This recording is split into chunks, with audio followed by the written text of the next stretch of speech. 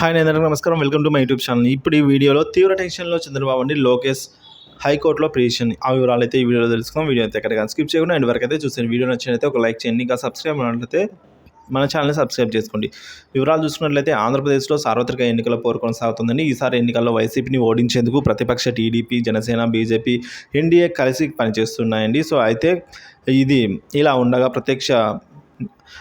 ప్రతిపక్ష నేత చంద్రబాబు, ఆయన తనయుడు లోకేష్, టీడీపీ రాష్ట్ర అధ్యక్షులు అచ్చెన్నాయుడు, మాజీ మంత్రి నారాయణ మరో కేసులో టెన్షన్ పడుతున్నారు. వీరిపై అయితే ఇప్పటికే రాష్ట్రంలో నమోదైన కేసుల వివరాలను పోలీసులు చెప్పడం లేదండి. సో ఎందుకంటే ఎన్నికల్లో పోటీ చేసే ఏ అభ్యర్థి అయినా నామినేషన్కు సంబంధించి అతను లేదా ఆమెపై ఉన్న కేసుల వివరాలను అఫిడవిట్ సమర్పించాల్సి అయితే ఉంటుంది. ఇందులో ఏమైనా తేడాలు వస్తే నామినేషన్కు తిరస్కరణకు గురయ్యే అవకాశం ఉంది. అయితే అంతేకాకుండా ఎక్కడైనా తెలిసి తెలియక కేసు నమోదు చేశారా అనే వివరాలు కూడా ఇవ్వవలసి అయితే ఉంటుందండి.